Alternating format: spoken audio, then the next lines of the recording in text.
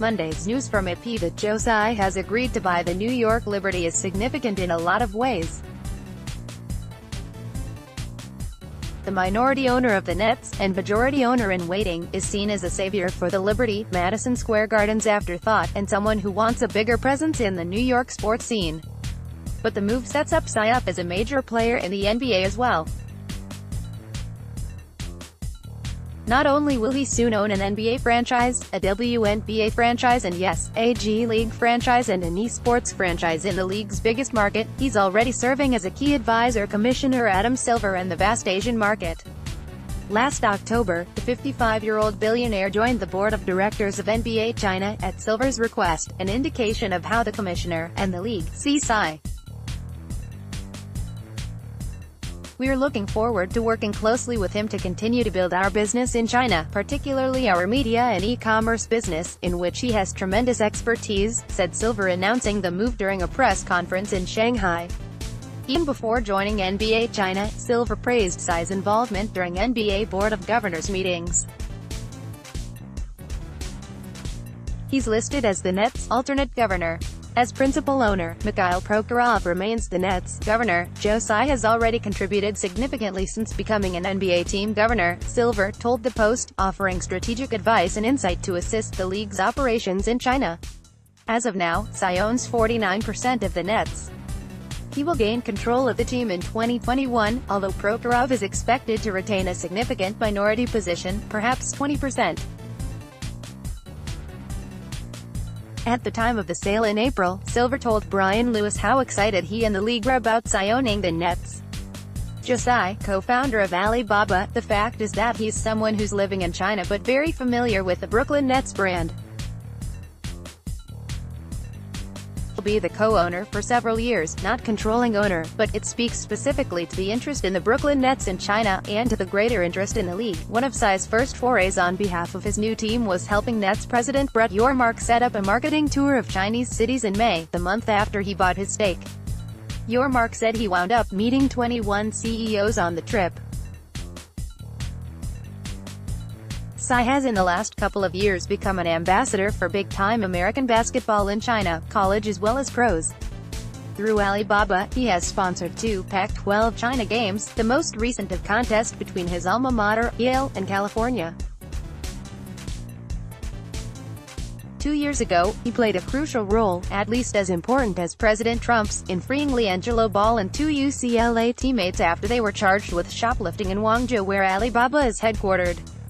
Last August, along with Rondé Hollis Jefferson and Spencer Dinwiddie, he participated in Jeremy Lin's charity game in Shenzhen. Quietly, he's been showing up at Nets games and not just at Barclays.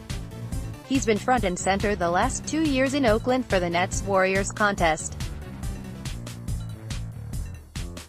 He has yet to see them win against the Warriors, but few of us have. Tsai is known to think that the Brooklyn brand is a big deal and that with some on-court success, he can make the Nets more popular.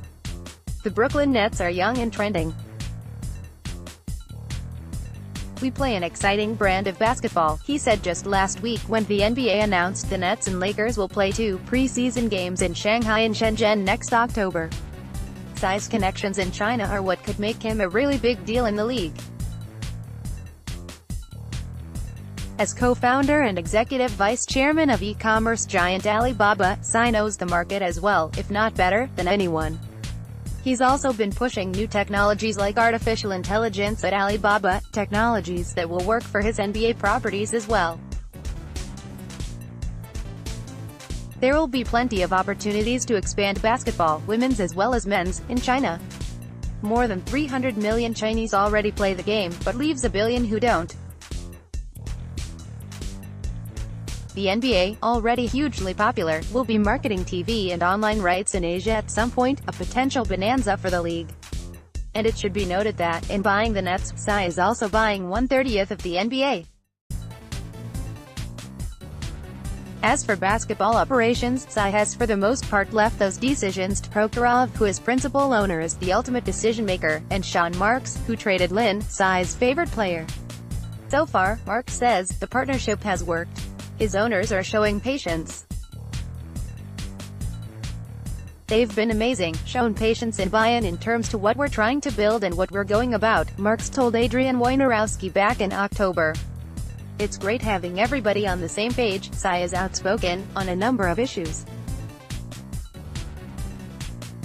What you might expect from someone who has 2 degrees from Yale and who helped build one of the world's e-commerce giants in less than 20 years.